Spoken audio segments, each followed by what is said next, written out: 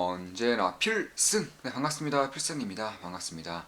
자, 최근에 증시 상황이 심상치가 않습니다. 사실 증시만 심상치가 않으면 괜찮은데 대한민국 경제가 혹은 미국의 경기가 중국의 경제가 전 세계적인 그런 경기 불안이 조금씩 커지고 있습니다. 사실 조금씩 커진다고 말씀드리고 있지만 실상을 보면 좀 가파르게 리스크가 좀 확대되고 있는 것 같아서 저 역시나 좀 어떻게 보면 설레는 부분도 있지만 또 어떻게 보면 걱정되는 부분도 있는 그런 복잡한 심정입니다. 사실 올해 들어서 대략 한 100조 원 정도 자영업자 대출만 100조 원 이상이 증가를 했어요. 올해만 그렇게 증가를 한 겁니다. 지난 5년 정도 동안 가계부채라던가 혹은 자영업자 대출 같은 경우도 대략 50% 정도가 폭등했어요. 그러니까 대한민국 역사상 예를 들어서 1000조 원의 부채가 있다고 해볼게요. 개인 부채가 1000조 원의 부채가 있었는데 지난 5년 동안 대한민국 역사상 1000조 원 정도의 부채가 늘었는데 지난 5년 동안 1000조 원이 또 는 거예요. 고작 5년 동안 말이죠. 이런 것들을 봤을 때 사실 리스크가 안 터질래 안 터질 수가 없어요. 왜냐하면 제가 지금 한국 국채 금리를 좀 보여드릴게요. 보시면 지금까지 한국은행에서 어떻게 잘 잡아왔던 금리가 갑작스럽게 이번 달 들어서 폭등하고 있습니다. 말 그대로 폭등이에요. 이거 장기채 금리입니다. 제가 항상 말씀드렸었죠. 장단기 금리 역전이 너무나도 심화되어 있고 올해 3월 달에 봤던 것처럼 금융권에서 은행권에서 이 리스크를 받아줄 수 없는 상태까지 도달했기 때문에 이제는 장기금리의 급등이 필요한 시점이다. 장기금리를 누르면 누를수록 은행권, 금융위기의 리스크가 커지는 것이기 때문에 결국에는 장기금리가 급등을 함으로써 단기금리와 장기금리가 역전되어 있던 것을 정상화시킬 때가 다가왔다라고 꾸준하게 말씀드렸고요. 이에 따라서 저 같은 경우도 일단 해외 주식은 대부분의 비중이 숏 비중입니다. 해외 비중은 대부분 주식이 숏 비중이라서 가면 갈수록 신고가가 계속적으로 높아지고 있어요. 계좌는 계속적으로 불리고 있는 상태이고 한국 같은 경우도 말씀드렸다시피 한국 코스닥 고퍼스 그리고 고려신정보 이렇게 투자하고 있습니다. 코스닥 고퍼스는 추가 매수까지 진행했고요. 고려신정보도 추가 매수까지 진행하면서 비중이 한국 비중 같은 경우도 작지가 않아요.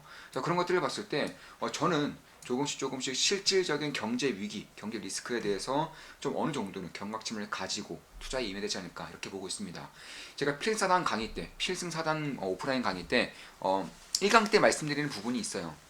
투자가 잘 안 될 때, 시장이 혼란스러울 때, 변동성이 너무나 클 때에는 쉬는 것도 매우 좋은 전략이다라고 말씀을 드리고 있습니다. 사실 투자라는 것은 단거리 달리기가 아니에요. 한 달, 두 달 내에 내 인생을 반드시 역전시켜야 되는 그런 게임 같은 것이 아니기 때문에 꾸준하게 갈 수 있는, 꾸준하게 계좌를 불린다거나 혹은 손실을 보지 않는 선에서 꾸준하게 나아가다 보면 결국에는 경제적 자유를 이룰 수 있는 공간이기 때문에 사실 이런 시기에서는 투자를 적극적으로 할 필요는 없습니다. 분석을 적극적으로 하지 말라는 게 아니에요. 분석은 그 어느 때보다 적극적으로 하시고요. 공격적으로 하시되 투자는 어느 정도는 쉬면서 가도 된다. 혹은 저처럼 좀 저처럼 기술적 분석에 능통하다던가 혹은 매크로 분석에 능통하신 분들은 사실 숏 비중을 좀 활용하심으로써 조금 더 계좌를 불려나갈 수 있는 기회로 삼아도 되는 것이고요. 추후에 매우 좋은 계절이 왔을 때 저는 지금도 지금부터 조금씩 기회가 오고 있다고 보고 있고 따라서 어제 그리고 오늘 주식 비중을 조금 늘렸습니다. 해외 주식은 늘리지 않았고 이 국내 주식으로 어제 그리고 오늘 늘렸고 해외 주식은 오히려 더 주식 비중을 줄였죠. 숏비중으로 조금 더 태우고 있는 상태이고 국내 주식은 어제 오늘 해서 좀 오랜만에 매수를 진행하고 있다 이렇게 말씀드릴 수가 있을 것 같습니다. 그래서 그런 것들을 봤을 때 저는 물론 우리 멤버분들 같은 경우는 지금이야 매우 설레는 시기인 것은 맞을 거예요. 왜냐하면 지금 좀 이런 것만 좀 보더라도 자 무슨 곧버스 수익률이 20%를 넘었네요. 네 맞습니다. 곧버스 수익률 20% 넘었죠. 저 같은 경우는 추가 매수까지 진행을 했고 그리고 특히 이제 해외 주식 같은 경우는 비중이 굉장히 크게 이제 하면서 수익률이 많이 낮았지만 수익금은 반대로 좀 더 커졌죠. 그래서 그런 것들을 봤을 때 곧버스 저 같은 경우도 곧버스 상품의 지금 수익률이 약간 약 19%, 저 같은 경우 약 19%입니다. 따라서 이런 것들을 봤을 때 기회가 커지고 있습니다. 오늘 관련 분석글에 딸린 전에 분석해드린 캡처들도 잘 보시기 바랍니다. 명확한 힌트가 될 것입니다. 이렇게 말씀드렸고요. 저는 매일 텔레그램방에 핵심적인 이슈들을 제대로 분석해드리고 있죠. 자, 하필 지금 같은 시기에 장이 닫혀서 답답했네요. 최근에 연휴가 좀 길었죠. 저는 개인적으로 매우 답답했어요. 네, 사실 이 쇼비중이라던가 이런 것들을 비중을 좀 태울 수 있는 시기가 분명히 있었는데 장이 열리지가 않아서 이제 비중을 못 태워서 사실상 좀 답답한 면이 있었습니다. 그런데 장 이후에도 꾸준하게 기회가 커지고 있는 것 같아서 사실 저는 개인적으로 좀 설레고 있는 시기인 것은 맞아요. 네, 그런 것들은 사실입니다. 자, 이런 것들을 봤을 때 물론 뭐 저 같은 경우는 마찬가지고 특히 이제 해외 주식 비중이 높으면 높을수록 숏 비중도 높을 것이기 때문에 우리 멤버분들도 마찬가지고 설레는 시기인 것은 맞는데 다만 그럼 지금 같은 시기에서 만약에 현금 비중이 좀 별로 없다거나 혹은 인버스 상품, 숏 상품에 투자를 하지 못하고 있는 경우는 그럼 어떤 식으로 대응을 해야 되느냐 이런 식의 의구심이 있을 수밖에 없습니다. 그에 대해서 저는 제 의견을 좀 말씀을 드리고자 합니다. 일단 고려신 정보에 대해서는 좀 관심을 둘 필요가 있을 것 같아요. 왜냐하면 제가 아까도 보여드렸지만 이 국채 금리가 올라가면 그 이자율이 올라간다는 거예요. 대한민국의 가계부채라던가 자영업자 대출은 이 임대점을 넘어섰습니다. 시장에 맡기면 반드시 터져요. 시장에 맡기면 절대 문제가 안 생길 수가 없습니다. 이런 것들도 정부도 알고 있기 때문에 어떻게 해서든 이 문제를 막으려고 애를 쓰고 있는 곳이고 뭐 특례 이런 특별 대출 같은 것들을 지속적으로 해주고 있는 것이고 그 외에도 대출이 올라가지 못하도록 한국은행이 꾸역꾸역 막았었지만 최근에는 미국에서 장기금리의 급등이 나타나면서 한국도 좀 막지 못하고 있는 상태가 벌어지고 있는 것이죠. 제 예상대로 그대로 가고 있는 것이라고 보고 있는 것이고 사실 이렇게 금리만 보면은 좀 뭐랄까 와닿지 않는 분들을 위해서 제가 채권을 보여드릴게요. 자, 이게 대한민국 10년물 채권 인버스 상품인데 지금 보세요. 최근에 매우 가파르게 올라오고 있죠. 금리가 이런 식으로 가파르게 올라온 적은 사실 없어요. 없다고도 말이 될 정도로 거의 전무합니다. 이건 뭐 엄청난 기울기죠. 그래서 이런 기울기로 올라오고 있는 그런 상태인 것이고 이런 것들을 봤을 때 저는 충분히 좀 우려를 그러니까 염두를 하면서 나갈 필요가 있다. 따라서 이런 상태에서 만약에 대출이 하나둘 터지기 시작한다면 그러니까 대출 상환을 못하는 상황이 점차 잦은 잦은 상황이 만들어진다면 그리고 이런 기업들 채권 주식 업체에서는 뭐 압도적인 1위 기업이죠. 고려 신정보와 같은 기업들이 수혜를 안 볼래야 안 볼 수가 없는 겁니다.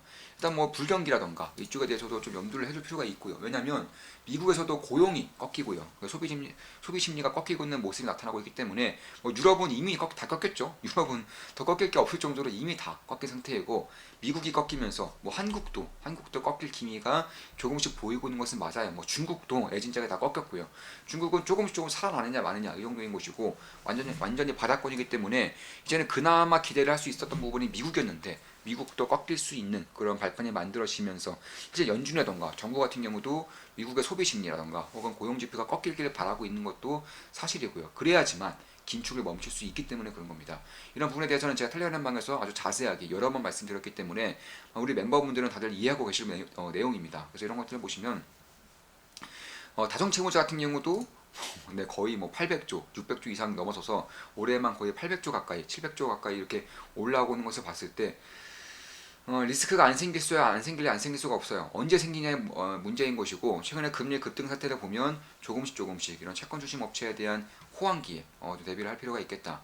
특히 채권 추심 업체는 돈을 잘 번다고 해서 사업성이 뛰어나다고 해서 아무나 할 수 있는 사업이 아니에요.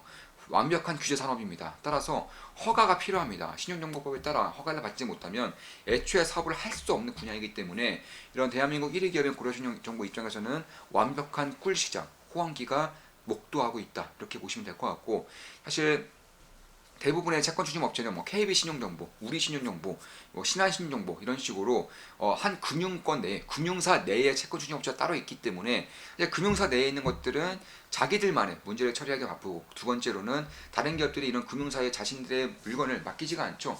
자신들의 정보가 그럼 상대 기업들, 경쟁 기업에 다 털리게 되는 것인데 누가 맡기겠습니까? 따라서 아무런 이해관계가 없는 고려 신용정보가 여전히 입지를 공고히 하고 있는 것이고 실제로 점유율이 지속적으로 올라가고 있어요. 1위 기업에도 불구하고 점유율이 꾸준히 올라가고 있습니다. 이런 것들은 엄청난 장점으로 해당이 되는 것이고 대한민국 1등 기업이라고 말씀드렸습니다. 뭐 서울은 뭐 당연한 거고요. 뭐 부산이라던가 대전, 광주도 당연한 거고 그 외에 뭐 강원도라던가 제주도라던가 혹은 경상북도 전라남도, 전라북도 이쪽에서도 활발한 영업을 펼치고 있기 때문에 전국에 있는 모든 부채와 관련된 채권 수신과 관련된 영업을 할 수 있다는 점에서 사실 이런 리스크가 커지면 커질수록 호황기, 그러니까 실적에 대한 성장을 안 볼래야 안 볼 수가 없는 그런 기업 중에 하나다, 이렇게 보시면 될 것 같습니다. 저 같은 경우도 투자를 진행하고 있습니다. 현재는 손실을 내고 있어요. 약간의 손실을 보고 있습니다. 따라서 매수매도 추천 리딩 아닙니다. 참고하시면 되겠습니다. 이런 상태일수록 투자를 적극적으로 할 필요는 없다, 공격적으로 할 필요는 없다, 분석을 더 적극적으로 해라, 이렇게 말씀드리고 싶고, 두 번째로 인버스 상품의 비중을 충분히 태우지 못한 경우, 현금 비중이 충분하지 않은 경우에는 결국 이런 종류의 기업들에도 관심을 가짐으로써 리스크 해지를 조금이라도 할 필요가 있다라고 말씀을 드리고 싶은 겁니다. 물론 매수매수 추천 리딩은 아니지만 말이죠. 자, 이것으로 방송 마치겠습니다. 지금까지 고려 신용정보, 그리고 대한민국의 가계부채 리스크, 자영업자 대출 리스크에 대해서 말씀드렸었고, 미국 경기의 하강에 대해서도 좀 말씀을 드렸습니다. 앞으로도 좋은 분석, 좋은 기업 분석으로 찾아뵙겠습니다. 필승 구독, 알림 설정, 좋아요는 도움이 됩니다. 필승!